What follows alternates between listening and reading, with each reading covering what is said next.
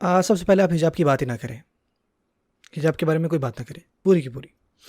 سو آپ کو کیا کرنا چاہیے کہ آپ اس سے بات کریں، دراصل بلکہ آپ نہ بات کریں، کیونکہ بعض وقت ہوتا کیا ہے، وہ لوگ جن پہ سب سے کم فرق پڑتا ہے ہماری دعوت کا وہ ہماری فیملی ہوتی ہے. یعنی کہ وہ کسی اور کو سن لیں گے اور اثر بھی ہوگا اگر کوئی نصیحت لینی ہوگی تو، لیکن اپنی فیملی ممبر کو نہیں سنیں گے. اور یہ مسئلہ سپیکرز کے لیے بھی ہے. وہ پوری دنیا کو دعوت دے رہے ہوتے ہیں، لیکن خود ان کے اپنے گھر میں کسی اور کی ٹیپ لگاتے ہیں، کسی اور کی سی ڈی لگاتے ہیں، ٹھیک ہے نا. جب وہ گاڑی میں لگا رہے ہیں وہ کہتے ہیں کہ نہیں ہم نے آپ کو نہیں سننا، کچھ اور سناؤ. یہ ہوتا ہے.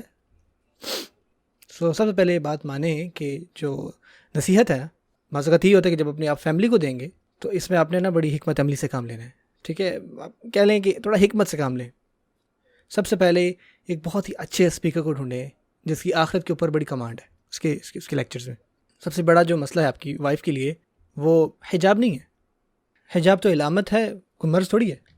جو مرض ہے نا وہ ہے بیسکلی ایمان کا کم ہونا. اب اس کو کیسے آپ بڑھاتے ہیں؟ آپ اس کو نصیحت سے بڑھاتے ہیں. اور سب سے بڑی نصیحت کیا ہے؟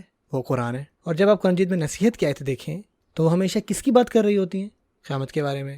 اور وہ لوگ جو ہم سے پچھلے تھے، ان کے اندر اللہ تعالیٰ صحیح موعظہ اور ریمائنڈرز دیتے ہیں ہمیں. جن لوگوں نے نہیں سنا ان کے بارے میں کیا ہوا، اور جو لوگ نہیں سن رہے ان کے بارے میں کیا ہوگا.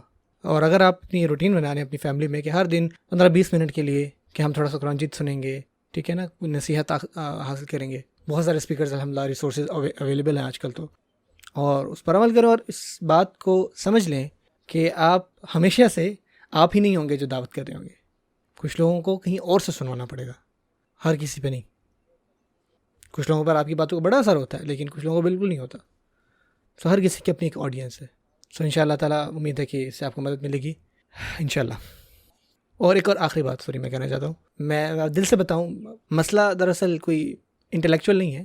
یعنی کہ ایسا نہیں کہ وہ لوگ مینٹلی کنونس نہیں ہیں. مسئلہ یہ ہے کہ وہ اس چیز کی سیریسنس کو نہیں دیکھ رہے کہ کیا واقعی ہر چیز میں ہم نے اللہ تعالیٰ کو فالو کرنا ہے. یہ اصل ایشو یہ ہے. جب یہ دور ہو جائے گا نا تو سب کچھ ٹھیک ہو جائے گا. بہت ساری چیزیں اور بھی آ جائیں گی انشاءاللہ.